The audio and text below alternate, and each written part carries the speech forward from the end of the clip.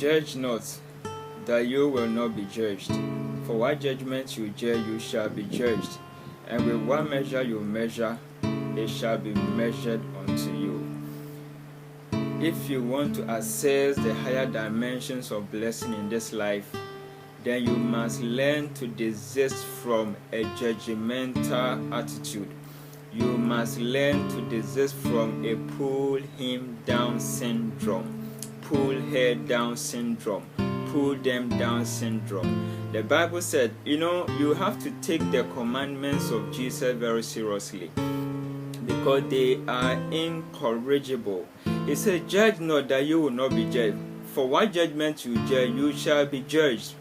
And with what measure you measure, it shall be measured unto you. Jesus actually said that measure right thing for people, expect right thing for people, expect people to do well, expect people to prosper, expect people to flourish. Stop thinking the worst for people.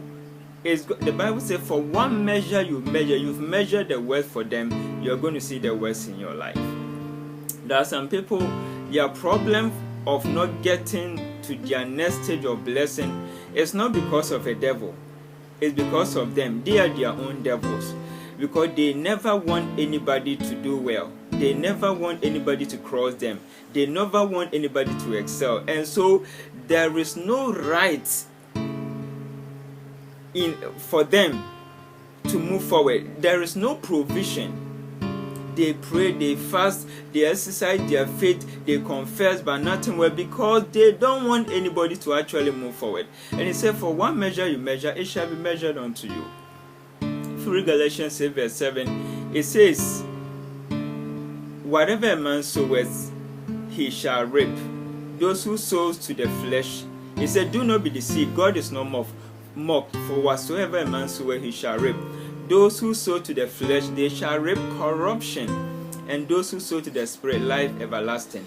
And we see in the same Galatians 5 verse 17 going, the works of the flesh includes envy, witchcraft. You don't want people to do well. If you think worse of people, you always wish worse for them, you are practicing witchcraft, because you're actually exercising your spirit against them.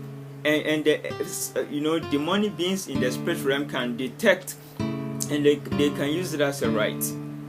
You get my point? Stop wishing people the worst. Stop expecting the worst for people.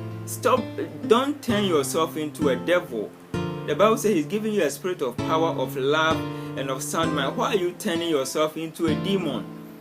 By not wanting the best for others, being offended because others are doing well. You are turning yourself into a demon, and please, you have to stop it. You have to stop it. Pray for me. I pray for people a lot. That is one thing about me. I pray for people a lot, even my so-called enemies. I just want everybody I know to prosper, everybody I know to succeed. Because I know the suffering people are going through, even good people. Why should you expect people to do worse in life? Answer that question. Have you asked yourself, the person you want to do badly in life, do you really have a right to that? Are you their creator? Do you give them breath to air to breathe? Please stop that, because by doing that you are withholding your own blessing, and you are measuring worst thing for yourself. You are measuring worst thing for your destinies. There are some people that is their only problem. That is what is holding them back.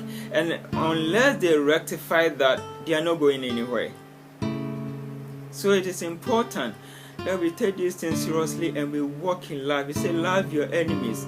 Do good to them that curse you, that hate you, that despitefully use you. We say, love them, pray for them. Now, where did you get the commandment to fight them and wish ill for them?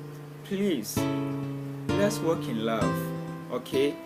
Let things go. Stop holding on to issues of the past. Let them slip. And focus on your life. Focus on your next level. And God will be there to meet you and help you. May God richly bless you. Bye.